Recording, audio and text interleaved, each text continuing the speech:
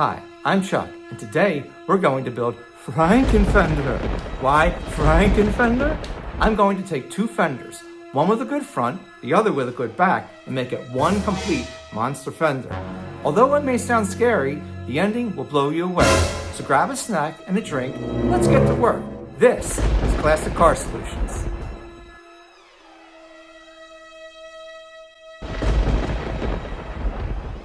Today we are going to get involved with pulling fenders off. I'm showing you this side because this is going to be the hard side. This is where I had a little fender bender. So the idea is to get the bolts out, fender bolts, and to dismantle it, the front from the headlight covers, and then of course correcting the fender. We have a fender from another car which has a better front, and this one has a better back. So what we're going to do is we're going to take the other fender front, take this back off, and then we're going to ultimately weld it into place and have a new fender, or store a fender from two fenders. Hi folks, so today we are finally going to tackle that fender reconstruction. So I'm going to show you the two fenders. So over here we have our bad fender, where as you can see we need to do some metal work in here, which is no big deal. More importantly, we need to get rid of this entire area right here. So what I've done is I've decided I'm going to take this bad fender, I'm going to get the good parts I need from it and put it on this fender, and you have one good fender. And then maybe we can use some of the scrap metal off the old fender for other stuff going along. And you figure it's from that year, so it matches metal thickness. So I drew this 8-inch line on this piece of tape, and I drew the same 8-inch line here, which I've already started cutting. Alright? And that's about it. It's real cut and dry. I had to go and take the cuts that are here, line them up, so I can finish this piece. Then we'll cut this piece, and then we will mesh them together as one. And then we'll have one good fender, scrap metal, and garbage. Okay.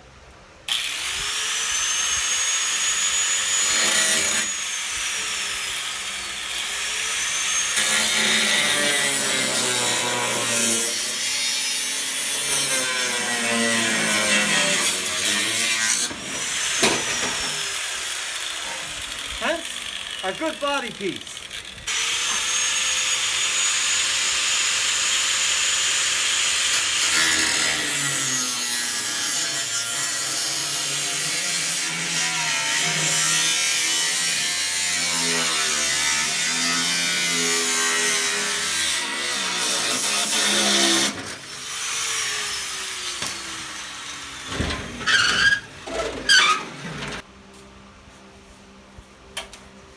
And then we're gonna, you got it on rolling, Quinn? Yeah. Let me draw a line here. And now we finish it with what little left we have on our wheel. Ready?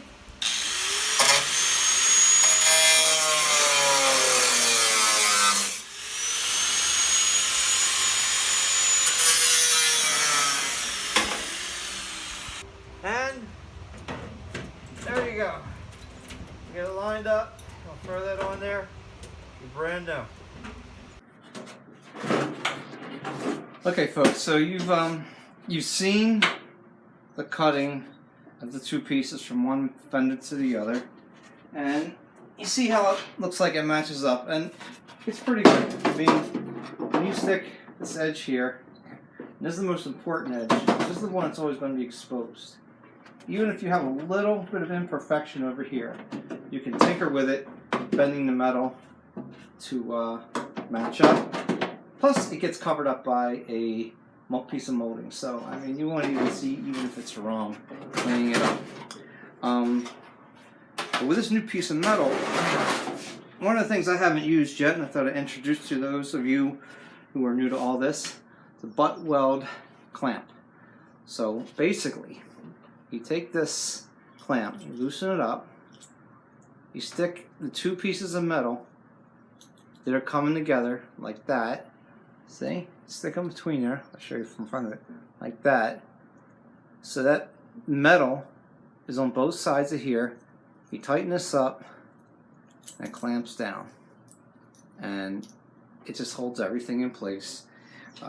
Go and run your spot welds everywhere. And you throw your bead down. You sand it down and you're done. And it looks like it was like right from the factory.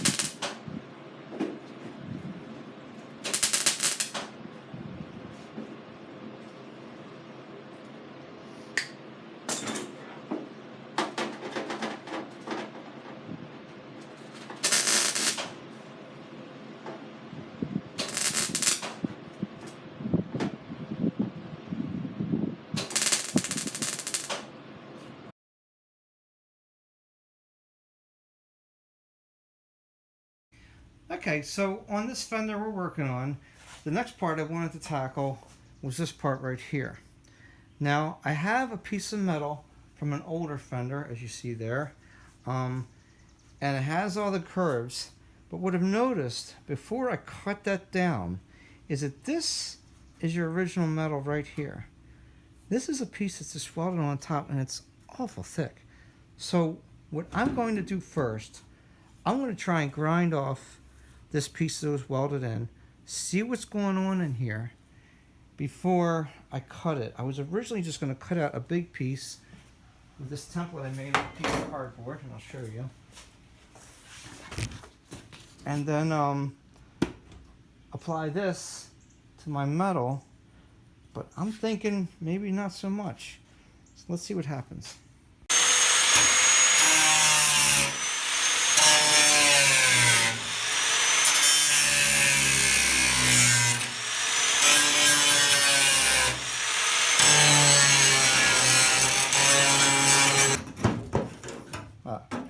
Look at all that metal. That's fresh metal. That's good stuff. And there we go. There's the real hole. We have some surface rust here. Fill in some stuff. We'll take this down to where it's supposed to be. Work backwards from there. Get a new piece of metal. There you go. Okay. One of the things my dad taught me growing up was measure twice, cut once. Well, I measured once and I was about to go and cut a piece out this big. Turns out all I need is a piece about that big. Thing is, you always want to preserve as much of what you have as possible and just take care of the garbage. So I noticed it's on the lower end on this Fender. We're going to get to that last before we're done. So I'm going to get to this one, get a new pattern, cut my pattern out, pop it in.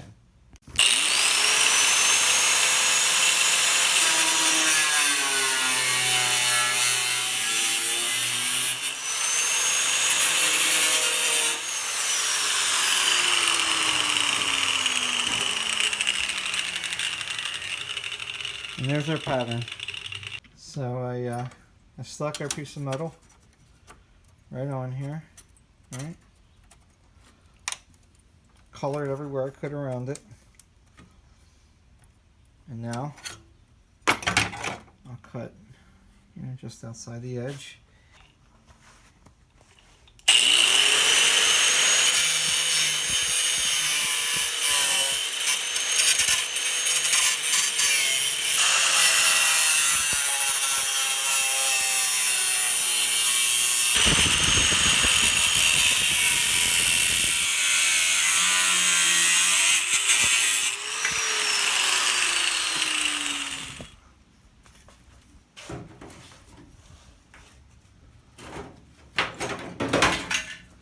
Too perfect.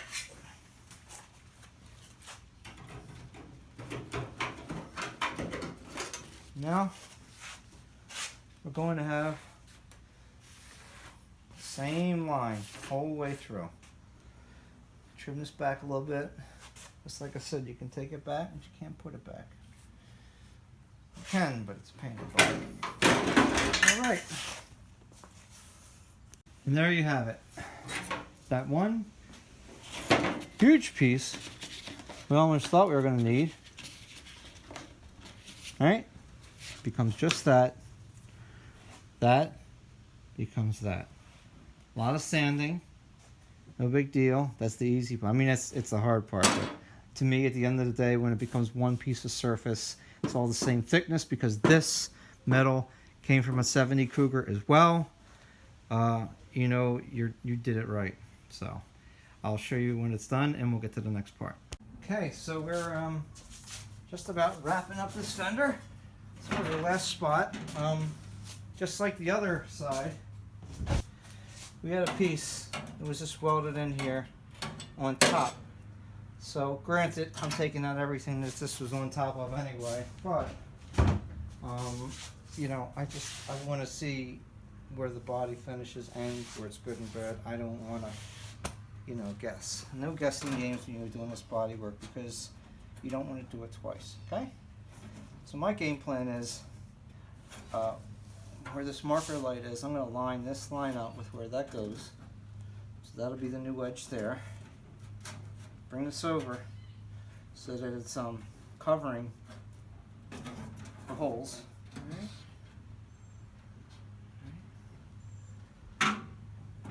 There's our piece of metal. That's where it's going to go, on the inside edge of the sharp.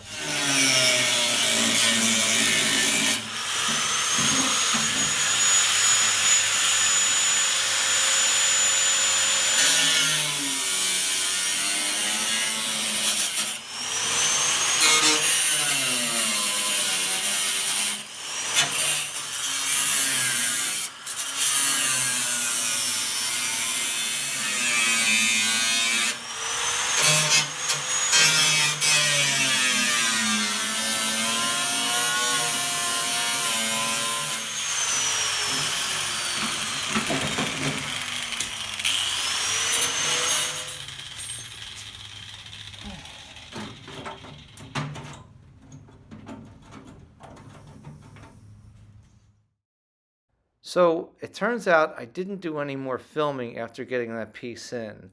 All I basically did was weld it in, figuring maybe at the time we've already been through the welding stage, so let's just move on to the finishing stage. And here between the pre-primed and the final primed piece, you see a finished product. Worked out very well. So I hope you enjoyed this video. Please subscribe and send me any feedback. I'm all ears. Thank you and take care.